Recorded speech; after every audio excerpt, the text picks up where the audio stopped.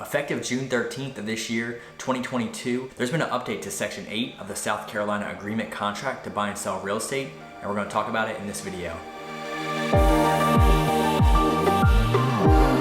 Hey there, my name is Chris, and in my previous video, I went over most of the SCR Form 310 contract, which I'd actually recorded back in April, but just got posted recently. So when I covered Section 8 in that video, it was written prior to this update and included an option for a repair procedure, a due diligence period, and an as-is process. But as of June 13th, 2022, the repair procedure and as-is process was dropped from the contract, leaving only the due diligence period as an option. Now, quick disclaimer, I'm recording this video in June 2022, so it's based on the form change that took effect on June 13th, 2022. This video is for informational purposes only, so you should always make sure you're using the most up-to-date contracts. And contact your BIC if you're an agent or the SCR legal hotline with any legal questions. So let's hop on the computer and take a look at this update.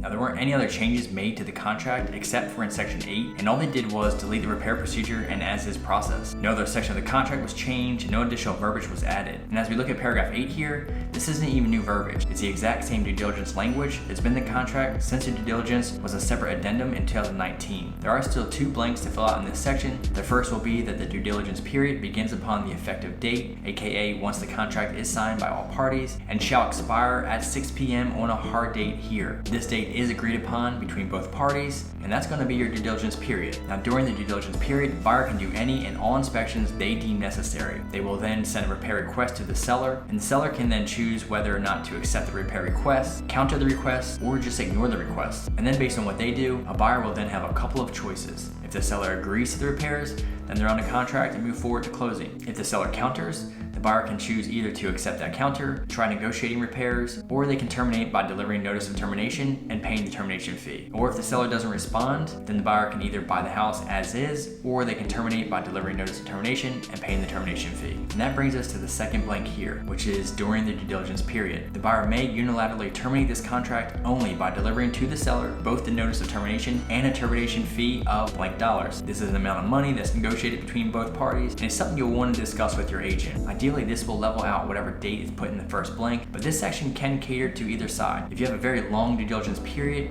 and a very small termination fee, that's going to favor the buyer. If you have a very short due diligence period and a large termination fee, that's going to favor the seller. I think the key is to try to find something in the middle that both parties can live with, but this is usually determined by whatever the market is doing. Something to note, it's only a valid termination if the buyer gives the notice of termination and the termination fee. One without the other is not a valid termination. Failure to deliver both of those by the due diligence deadline will result in an as-is contract in regards to repairs. So that is the only actual change to this section of the contract. The repair procedure and as-is process were deleted, leaving only the due diligence option. Now, I do also want to take a quick look at the repair request form, the notice of termination, and the release docs. So the repair request addendum is SCR Form 525, which is what SCR recommends using when sending repair requests. Here you'll be able to dictate about when repairs are going to be done, cure periods, and rights for reinspection. Repairs don't have to be completed during the due diligence period, but they do have to be negotiated during the due diligence period. And here's where you'll list out all the repairs you're requesting. Then down here in paragraph 2, which is important to read through, states that when this repair procedure is agreed upon by both parties,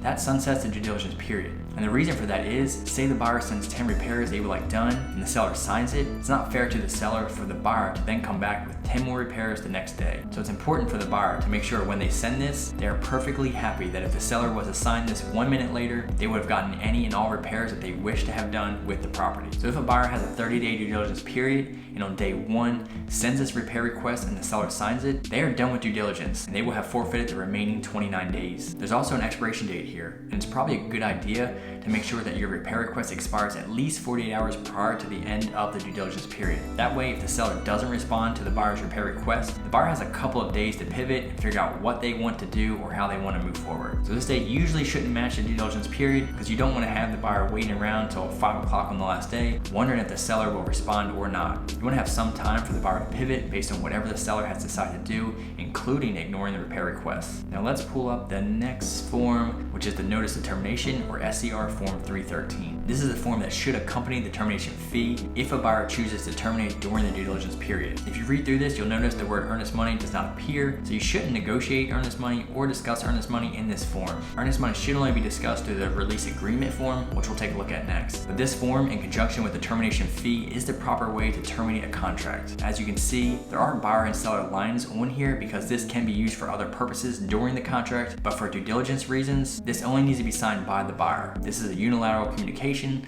so there's no requirement for the seller to sign this. Simply by the buyers providing this to the seller's notice address or email, along with the termination fee by the end of the due diligence period, is a valid termination under due diligence. Now, if you want to discuss earnest money, then the proper form to do so is the release agreement or the SCR Form 518. South Carolina license law requires that if money is held with a real estate brokerage account, for earnest money to be dispersed, it has to be done either through a mutual agreement of parties or court order, and this is your mutual agreement of parties. So you may see when a buyer's agent submits a notice of termination and the termination fee well in advance of the due diligence deadline. They will probably also submit this release agreement at the same time, because this is probably the best chance for the buyers to get their earnest money back when the sellers are already holding a check written out by the buyers at that point. This form does require both parties' signatures, so if this is only signed by one of the two parties, it won't be valid. But as long as it's signed by both parties, then they should essentially be able to take this form to the escrow agent and say, please disperse funds in accordance with this document.